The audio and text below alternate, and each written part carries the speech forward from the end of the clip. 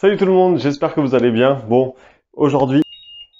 Ah ouais, une seconde, les batteries du drone.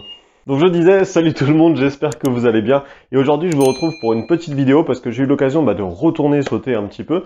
Et j'ai fait un suivi tandem qui est quelque chose sur lequel je me focalise pas mal dernièrement parce que j'ai l'occasion d'en faire plusieurs, il y a pas mal de gens qui veulent sauter. Et je trouve que, comme je l'ai dit dans l'ancienne vidéo, je vous la remettrai peut-être par là, mais c'est quelque chose que j'aime bien en fait parce que techniquement c'est quand même assez intéressant. Et vous allez voir que la vidéo est quand même pas mal et je vous conseille de rester jusqu'à la fin parce que vous allez comprendre comment ma combi blanche qui logiquement est là, disons plutôt couleur verte. Allez, c'est pas Jojo. Allez, c'est parti, let's go.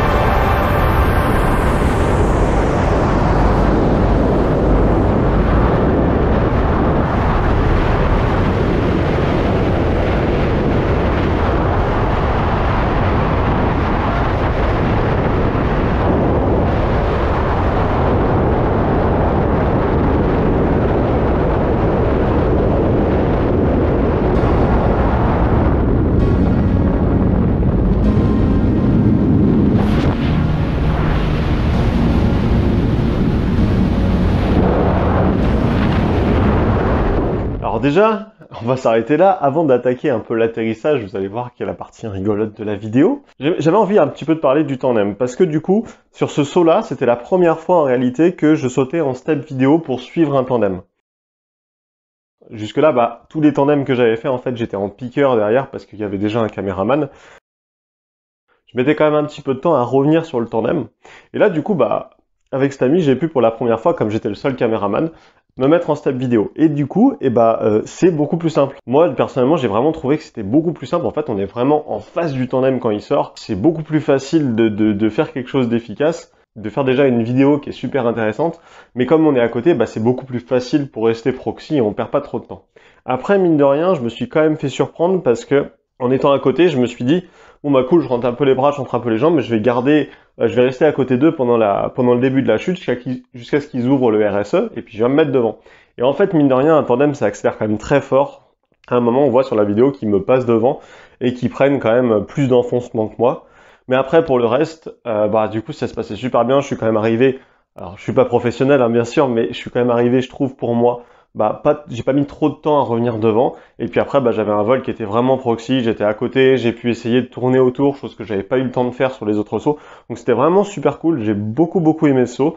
Après, petit point en ma faveur, c'est que le passager tandem qui était là faisait dans les 85-86 kg. Du coup, c'était quand même beaucoup plus simple pour moi au niveau du taux de chute à suivre. La dernière fois, vous avez vu le tandem avec mon petit frère. Je vous remets la vidéo juste là si vous voulez jeter un coup d'œil, c'était super sympa. bah lui il faisait plutôt dans les 65 et là c'était une catastrophe. Et donc du coup en fait quand c'est des poids qui sont assez lourds, je trouve que c'est assez simple de suivre. Et quand c'est très léger, pour moi personnellement c'est vraiment très dur. Je pense qu'il me faudrait des ailes ou beaucoup plus d'expérience sans doute. Mais bon en tout cas c'était super sympa, j'ai vraiment profité. En plus on avait ces colonnes de nuages à côté, je trouve ça juste magnifique à chaque fois qu'on a des nuages comme ça, c'est trop cool. Mais maintenant parlons un peu de l'atterrissage. Je vous laisse regarder et je vous explique juste après.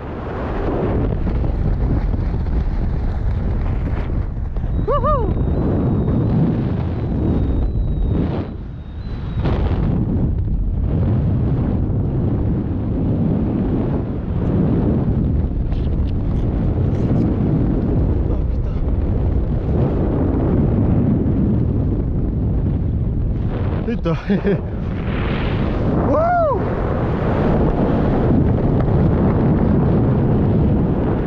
Il est génial!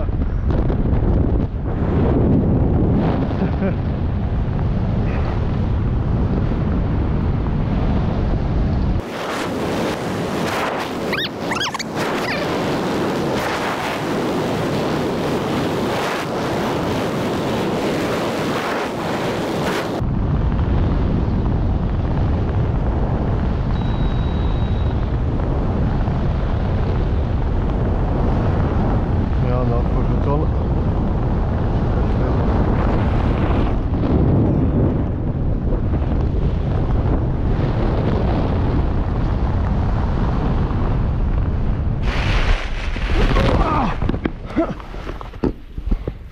Wouh!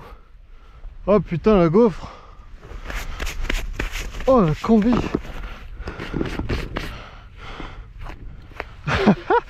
Bon bah t'auras ça pour ta vidéo, t'es où? T'es là-haut. Bon bah on va dépêcher de se rentrer. Pas mal, hein? Mais bon, je vais vous expliquer parce que mine de rien, il y a des choses qu'on voit pas sur la caméra. Alors déjà, ce qui s'est passé, c'est que j'avais une commande qui était, alors pas mise ou mal mise, la commande de droite. Et du coup, ma voile était freinée à gauche, mais pas à droite, ce qui fait qu'elle partait en virage à gauche. À l'ouverture, moi j'ai toujours le réflexe de choper mes élévateurs. Du coup, en fait, quand j'ai vu la voile qui partait du côté gauche, je me suis dit, bon je tire pour compenser le temps que la voile finisse de bien se gonfler et je relâche. Et à chaque fois que je relâchais, je comprenais pas, la voile elle partait. Et au départ, j'avais pas vu, en fait, je trouve que sur la vidéo, quand je la regarde, je mets beaucoup de temps à voir que justement j'ai cette commande qui est pas mise.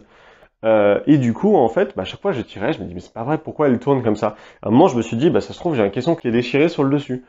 Et je comprenais pas. Et puis là, en regardant, à un moment, j'ai compris qu'en fait, j'avais une commande qui était mal mise. Alors par contre, personnellement, je trouve que j'ai mis beaucoup de temps à comprendre justement que j'avais juste une commande qui avait sauté. Et du coup, après, j'essaie de l'enlever, je relâche les élévateurs, j'essaie de tirer, et là, manque de bol, alors j'ai aucune idée de pourquoi. Quand je tire, l'autre commande, elle reste coincée, c'est-à-dire qu'elle s'enlève pas. Du coup, je m'y reprends à quelques fois avant que ça s'enlève. Et puis, je me retrouve enfin sous voile, normalement, en volant. Sauf que là, à ce moment-là, je suis à 500 mètres sol à peu près. Donc, c'est plutôt bas. Et en fait, on a été largué dernier, donc on est plutôt loin de la drop zone. Donc, j'essaie de rentrer. Il y avait un vent fort ce jour-là. Et du coup, j'essaye, je me dis avec le vent dans le dos, je vais quand même réussir à rentrer. J'essaye. Arrivé à un moment, je me retrouve 300, 200, 150 et je vois que ça va pas le faire. Mon point d'aboutissement, il est juste avant la drop zone. Il y a de grandes chances en plus que je pose déjà vent dans le cul si je tourne pas à un moment et que je tape pile dans le grillage à l'entrée de la drop zone. Et donc du coup, je me dis bon c'est bon, je vise le champ en dessous, il y a rien, c'est rien de méchant, donc je vais me poser là et puis je rentrerai à pied. Et j'entame un virage vers la droite pour me remettre face au vent. Et c'est là qu'on voit pas très bien sur la caméra. Au moment où je tourne, ma voile, elle fait une espèce de, je sais pas, une sorte de début de fermeture. Elle se dégonfle, elle claque, elle se regonfle. Et moi, je me sens descendre. Je sens que j'ai perdu quand même pas mal. Et là, du coup, ça m'a vraiment surpris, ça m'a un peu fait peur. Et je me suis dit, à ce moment-là, j'étais entre 100 et 130 mètres sol. Et là, j'avais deux choix. Soit je faisais un autre virage à droite pour me mettre face au vent, en prenant le risque que ça recommence et peut-être que ce soit pire. Ou alors, je posais vent de travers. Et je me suis dit, vent de travers, c'est pas très grave. Au pire, c'est un champ, c'est de la terre retournée, je vais pas me faire mal. Mais je préférais poser vent de travers et pas comme il faut, plutôt que d'essayer de retourner et peut-être de me prendre une méchante fermeture à cause du vent qui était un peu fort. Donc du coup, bah, j'ai posé vent de travers, je sais pas si c'est le bon choix. Et là, manque de bol, bah, quand j'ai posé en fait dans le champ, alors, je sais pas du tout ce qui plantait, s'il y en a qui savent, mettez-le en commentaire. Mais c'était à peu près haut comme ça, j'ai mis mes pieds en avant pour commencer à courir. Et en fait, quand j'ai commencé à courir, mes pieds sont vraiment pris dans les plantes et en fait, j'ai pas pu du tout courir. Il aurait fallu que je lève les jambes super haut et j'ai pas réussi. Du coup, mes pieds sont arrêtés et puis je m'étale de face dans le champ. Donc, belle gamelle, belle gamelle. Et voilà. Bon, en tout cas, sinon, dans l'ensemble, le saut était vraiment super cool. J'ai beaucoup aimé celui-là et je trouve que, bah, mine de rien, bon, j'ai pas non plus énormément de sauts avec des tandems, mais je trouve que je commence à progresser. Et c'est vraiment super sympa, surtout quand on saute avec des potes comme ça. Donc, super journée. Voilà. Bon, en tout cas, je vous remercie d'avoir regardé la vidéo. Moi, je vous laisse là. Comme vous le voyez, le studio, il est assez vide parce que là, bah, du coup, je repars sauter sur falaise. Ça fait un bon moment, ça me fait bien plaisir. Donc, je prends ça. J'ai déjà pris tout le reste. Je vous laisse là. Portez-vous bien, faites attention à vous. Salut tout le monde, à la semaine prochaine. Ciao.